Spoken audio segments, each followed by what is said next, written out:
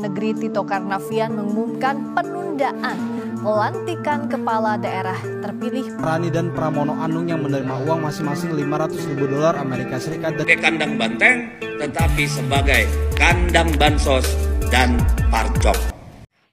Dan kembali lagi bersama kami rekan-rekan, dan kita semua tahu bahwa Pak Presiden Prabowo Subianto menginstruksikan kepada seluruh jajaran Kimples untuk batal menggugat Pilkada DKI 2024 dan merelakan kemenangan itu diambil oleh pasangan Pramono dan Rano Karno. Namun, itu tentu saja sebuah sikap yang sangat-sangat legowo dari Kimples. Jika semula ada tuduhan intervensi dari Presiden, intervensi dari Jokowi, dan lain-lain, guna melanggengkan kekuasaan dan meraih kemenangan, tentu saja dengan pembatalan gugatan tersebut, semua tuduhan itu sirna seketika. Meskipun pada kenyataannya memang ada beberapa sengketa pada Pilkada DKI dan Kimples memutuskan untuk legowo menerima kekalahan tersebut. Namun yang paling menarik adalah ketika kita melihat rekam jejak dari gubernur terpilih dan wakil gubernur terpilih, ternyata yang paling mengejutkan bagi kita semua adalah Pramono pernah masuk dalam pusaran skandal korupsi IKTP. Bahkan media-media mengatakan bahwa itu bukan korupsi lagi, melainkan mega korupsi. Selain itu, Rano Karno disinyalir menerima sejumlah suap dan aliran dana sejak beliau menjabat sebagai wakil gubernur dan gubernur Banten. Bahkan warga Banten sendiri pernah menggelar demo pada saat itu. Kemudian, kita akan bertanya apa keterlibatan Pramono dalam kasus korupsi IKTP sehingga ada pihak yang mengatakan bahwa dia terlibat. Ya, menarik untuk disimak. Sebenarnya memang pernyataan tersebut muncul di dalam persidangan terdakwa Setia Novanto yang mengatakan pada saat itu bahwa Mas Pram menerima sejumlah aliran dana dalam bentuk mata uang asing.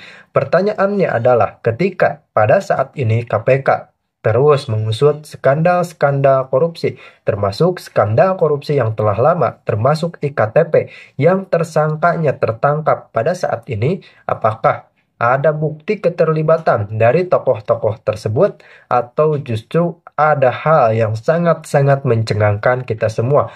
Lalu bagaimana nasib pelantikan yang tinggal menunggu hari? Tentu saja kita patut pertanyakan, karena saya rasa tidak etis ketika melantik pejabat yang memang memiliki rekam jejak atau terbukti melakukan tindak pidana. Itu pun tidak berkhusus pada satu tokoh atau dua tokoh, melainkan keseluruhan kepala daerah. Dan yang terjadi, Pak Presiden mengundur penjadwalan pelantikan kepala daerah. Dan untuk rekan-rekan, saya meminta klarifikasi sedikit bahwa kita tidak ada platform TikTok, kita semua di YouTube, berfokus di YouTube, dan ketika menemukan video serupa dengan video kami di TikTok, berarti itu reupload dan sangat-sangat disayangkan sekali. Reupload langsung plek ketiplek, langsung kita simak informasi selanjutnya. Kami dari 6 provinsi sebelumnya, data saat ini sudah memenangkan 14 provinsi. Kami memenangkan DKI Jakarta. Jadi dari Jawa Tengah, PDI Perjuangan kandangnya sekarang di ibu kota Jakarta.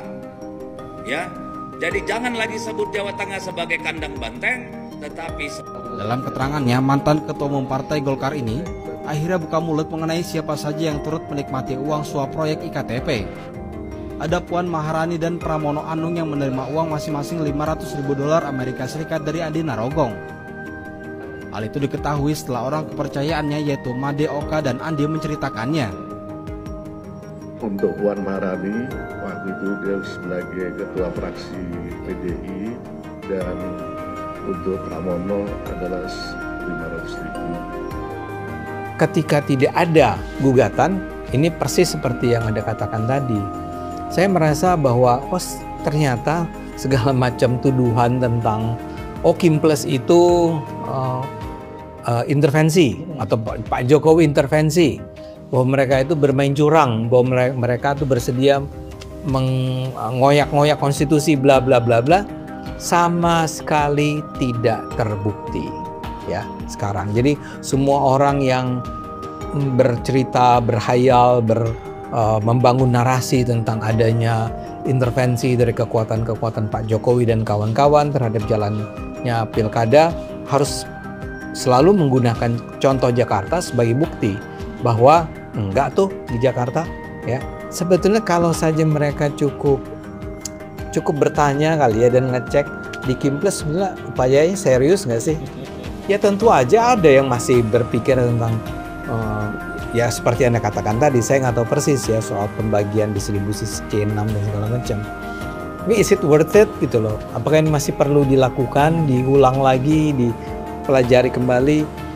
Itu yang barangkali Kimples jauh lebih dewasa kali ya orang-orangnya, para pimpinannya. Iya. Dan ya mau nggak mau kalau soal pimpinan kita akan menyebut dua nama itu, Pak Prabowo dan Pak Jokowi. Mereka yang menganggap bahwa udahlah selesai. Ya Pramono memang menangnya cukup besar lah dari Ridho ya. Barangkali bisa sih dibikin jadi. Maksudnya nggak terjadi dong Pak Pramono bisa menang menjadi gubernur DKI. Jadi buat saya ini adalah sebuah kabar yang baik untuk demokrasi Indonesia. Kita menjadi tidak usah terlalu khawatir bahwa akan ada campur tangan dari pihak-pihak tertentu terhadap hasil-hasil akhirnya. Apakah dengan begini ini berarti bahwa misalnya dikatakan ya itu kan cuma di Jakarta ya. Ya. Kalau Anda masih mengatakan begitu, Anda masih mengatakan ya di Jakarta enggak, tapi di Jawa Tengah ya. Ya jujur deh, buktikanlah, tunjukkanlah apa yang Anda ingin Anda sedemikian yakin bahwa terjadi intervensi Pak Jokowi di Jawa Tengah. Itu dengan apa buktinya dong? Ada contohnya dong, ya. Tapi yang jelas kalau Jakarta sih enggak, ya. Jakarta sih enggak, dan kalau Anda masih menuduh bahwa politik kita kotor, ya artinya kemenangan Pramono dihasilkan dari politik yang kotor. Iya. Yang aku nggak percaya, saya nggak percaya. Ini semua dihitung secara baik-baik saja. Nah, saya juga saya sendiri kan bukan orang yang terlibat langsung di Kimples ya, tapi saya dari PSI. Di PSI ada orang-orang PSI yang ikut dalam Kimples, dan saya selalu tanya sama mereka, ada instruksi nggak sih, ya, dari Kimples dari atas agar jadi mengajukan gugatan, ya, agar membangun narasi ada kecurangan gitu kan? Jawabannya ternyata nggak ada tuh. Jalan aja lah bang, ya. Dan dulu saya mengkritik Pak. Saya pernah membuat sebuah video yang menimbulkan respons keras juga, yang saya mengatakan bahwa Pak Pramono tuh nggak berhak menyatakan bahwa mereka udah menang, ya. Kalau mengatakan bahwa menurut perhitungan kami ini unggul, itu kan terjadinya begitu hanya satu hari sesudah pilkada selesai. Ingat kayak yang sampai malam itu dibuat sebuah pernyataan. Menurut saya itu nggak gitu dong, jangan gitu cara ngomongnya ya. Karena dengan mengatakan bahwa hanya berdasarkan hitung-hitungan kalian kami menang 50,07, itu adalah sesuatu yang berlebihan, bukan karena apa-apa, tapi karena 50,07 itu, 0,07 itu kalau diterjemahkan menjadi angka ya, itu hanya sekitar 3.000 suara. Jadi mungkin nggak dalam pemeriksaan berikutnya oleh KPU ternyata ada persoalan dengan 3.000 suara tersebut. Misalnya saja taruhlah ternyata ada sejumlah TPS yang harus diulang, kan mungkin sekali terjadi, sehingga akhirnya angkanya nggak 3.000 suara, dikurangi 3.000 suara udah 50,00. Nah ketika 50,00 Anda harus ulang si pilkadanya itu. Jadi ketika itu saya mengatakan bahwa nggak bisa tuh ya Pak Pramono dan kawan-kawan di sana untuk udah langsung menyatakan bahwa kami sudah menang. Belum ya, bahwa menurut perhitungan kalian sudah menang itu sih oke, ya, dan ya layak saja Anda sampaikan.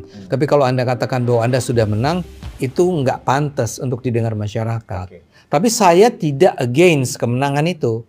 Nah ternyata memang yang saya dengar dari teman-teman PSI yang ada di Kimples, emang nggak ada tuh permintaan agar kita mempersoalkan bahwa kita menghitung ulang, ya bisa aja kan. Tapi kan pelan-pelan saya semakin yakin bahwa kayaknya sih nggak ada persoalan dengan 50,07 tersebut. Jadi akhirnya semua berjalan dengan, menurut saya sih sangat baik, dan kita gembira bahwa ya Jakarta akan dimulai. Walaupun sekarang ada keputusan baru dari Pak Prabowo ya, di mana dia katakan ini nggak akan lagi menjadi daerah khusus ibu kota. Ya, sehingga memang ada persoalan bahwa nanti Jakarta jadinya tidak harus berada di bawah wakil presiden kalau nggak salah. Ya, memang Bang Ade, kalau untuk Jakarta ini kalau misalnya mau dipersoalkan banyak juga sih persoalan-persoalan lainnya dalam perhitungan suara, khususnya yang akan digugat itu adalah kalau kita lihat dari tim Ridho, masalah pendistribusian C6, ya kan, surat undangan, kan? Nah, dan lagian kemenangan Pramono itu kan tipis, artinya kalau kita berpatokan kepada margin of error, ya kan, peluang untuk putaran kedua sebenarnya ada. Tapi di sini yang menarik bagi saya adalah bagaimana komitmen dari Kim Plus, ya kan, untuk tidak memperpanjang persoalan. Artinya publik melihat sportivitas, kalah ya kalah, menang ya menang. Nah, kalau kita lihat di pilkada di provinsi-provinsi lain, justru ya kan, kubu yang tidak Kim Plus justru mengajukan gugatan. Saya Jawa Tengah mengajukan gugatan, Jawa Timur mengajukan gugatan, Sumatera Utara mengajukan gugatan. Artinya apa? Memang karakter sportifnya ini yang sepertinya tidak ada oleh kubu seberang, kan begitu ya kan? Nggak mau terima kalau kalah. Ya, pokoknya kalau kalah dicurangin. Kalau kan menang, berarti baru demokrasi kan? Kalahnya itu bukan kalah 0,1, bukan kalah 2%, kalahnya itu 16%. Ya. Anda ngapain? Anda mau apa lagi itu?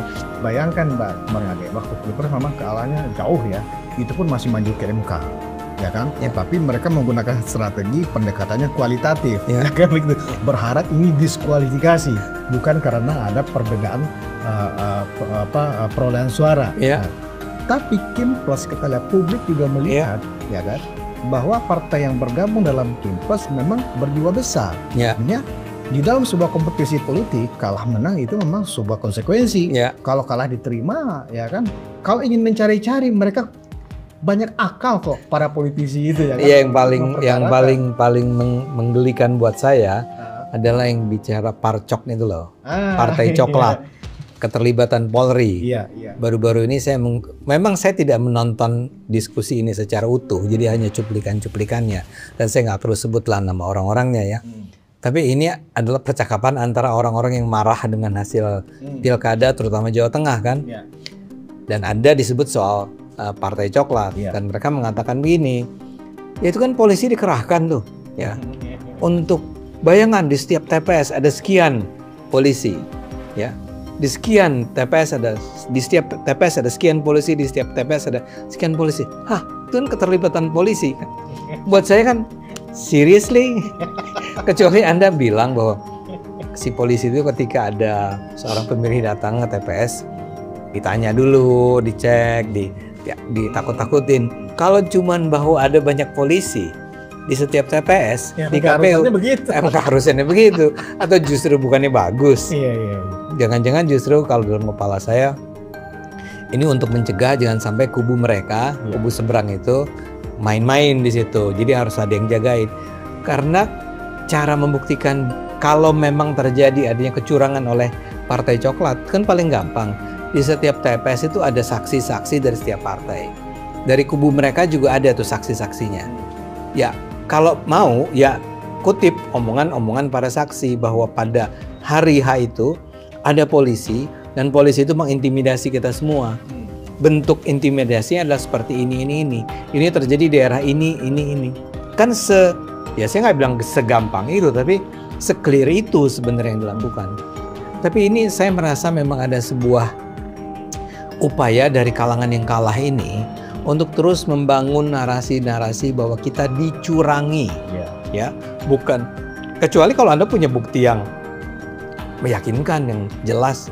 Tapi kalau Anda cuma bilang contoh-contoh yang sangat kasar semacam itu, buat saya, ya itu lagi-lagi seperti yang Anda katakan. Ini ada soal apa tadi, karakter, ada apa namanya? Ada karakter, masalah sportivitas. Karakter soal, iya. Anda kalah, ya kayak misalnya kemarin nih, kita baru nonton pertandingan sepak bola, Indonesia kalah draw dengan tim Laos. Menang kan gitu ya. Harusnya kan menang. Gol ketiganya itu jelas-jelas out. Iya. Tapi orang Indonesia itu menurut saya luar biasa. Ya udah selesai. Udah selesai. Wasitnya ada di situ, wasitnya nerimo kan gitu. Nerimo. Berarti ini kan ada devian. Kalau kita di fisik itu kan ada istilah devian yang menyimpang gimana ada. Ya, devian dalam arti ini adalah tipe, kalau di Amerika kita kenal Donald Trump yang nggak pernah terima bahwa dia dikalahkan pada 4 tahun yang lalu kan. Dia sebetulnya sampai kemarin itu dia masih terus bicara tentang kelicikan, kecurangan. Bahwa saya sebenarnya nggak kalah pada tahun itu.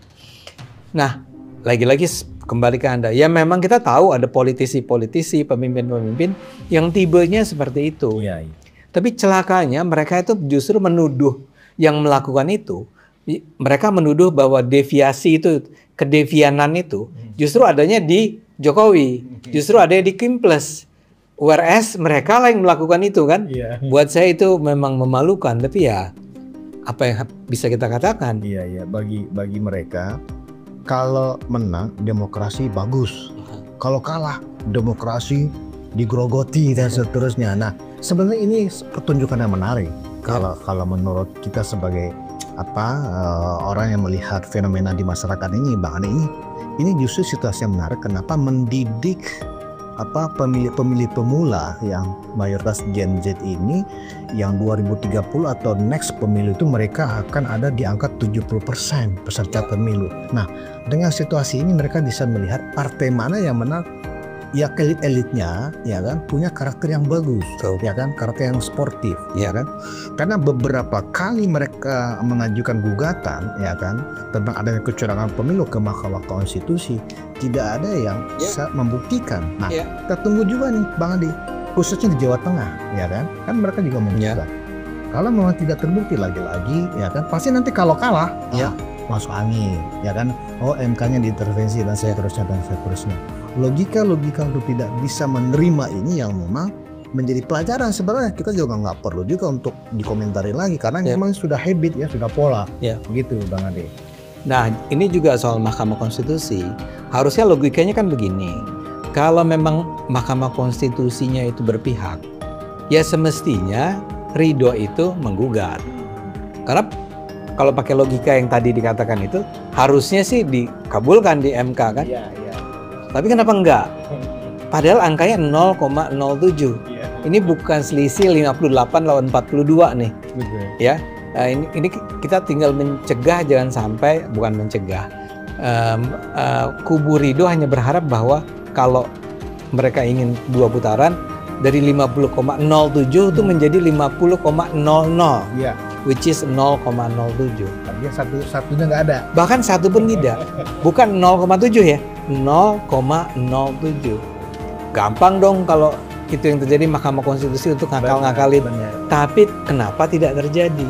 Artinya memang ya orang sana nih harus nerima lah bahwa memang semua berjalan dengan jujur kok. Ya saya nggak berani lah bilang atau nggak layak mengatakan bahwa proses pilkada di Indonesia udah bersih semua dari money politik dan segala macam. Tentu ada hal-hal semacam itu. Nah, tentang itu Bang Ade ada logika yang menarik nih, pernyataan dari kubu Kim Pramono Dul ya, bahwa memang menurut undang-undang khusus untuk Jakarta itu tidak mungkin dilakukan gugatan kalau perbedaannya itu lebih dari 1%, kan begitu ya kan? Ini kan katanya lebih dari 10% nih malah. 1% aja di rentang 1% baru itu layak diajukan ke Mahkamah Konstitusi. Persoalannya kan bukan tentang berapa persen rentangnya, tapi kan ada 0,7 0,07%. Betul. Ya kan? Betul. Artinya apa? Secara undang-undang Pak Ridho itu mempunyai kualifikasi yang pas untuk mengajukan gugatan. Kurang dari 1% itu, Mas.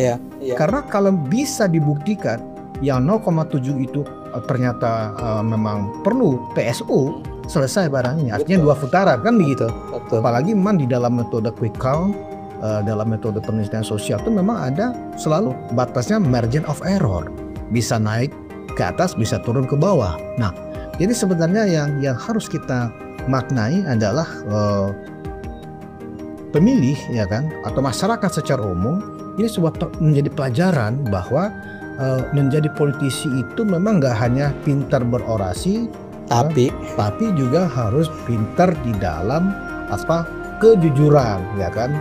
Dalam arti kalau seorang politisi selalu menggunakan drama, ya kan, bukan ya, drama sebagai bagian dari campaign, ya kan? Nah, berarti politik selamanya akan kotor dilihat oleh masyarakat. Tapi Ya. kalau politik tidak dimaknai sebagai tidak dilakonkan dengan model drama, ya kan? Banyak mungkin, saya menduga banyak mungkin generasi muda kita akan tertarik dengan politik gitu. oh ya, Ya kan? Tapi kalau politik terlihat selalu penuh dengan drama, ya kan? Ya lama-lama politiknya kayak sinetron, ya, kan tidak mendidik. betul. Saya juga kecewa tuh dengan pernyataan dari penjelasan PDIP itu yang soal 10% itu. It's so obvious, sangat jelas, sangat nyata. Masalahnya adalah 50,07 atau 50 atau 49. Ya. Sesederhana itu kan. Ini bukan soal selisih Anda dengan Ridhonya, ini soal yang 50,07-nya itu. Bagaimana mungkin itu dispin oleh mereka sehingga seolah-olah nggak ada masalah lagi. Sebetulnya kalau saja mereka cukup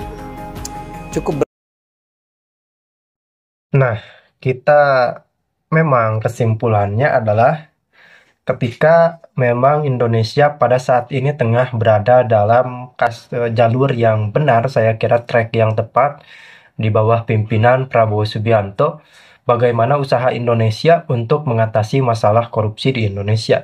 Tentu saja ini sangat tidak mudah, sangat-sangat tidak mudah karena orang-orang yang berkutat di belakangnya tentu saja orang-orang yang cukup memiliki power. Namun kita nantikan bagaimana kredibilitas dari Presiden Prabowo Subianto.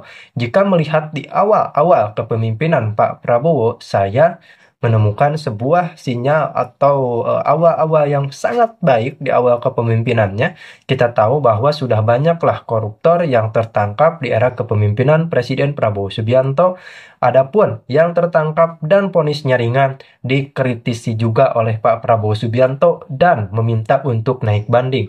Kurang apa lagi ini Pak Prabowo dalam mengatasi masalah korupsi. Tinggal bagaimana kita mendukung dan mengapresiasi kinerja dari tim jajaran Prabowo Subianto.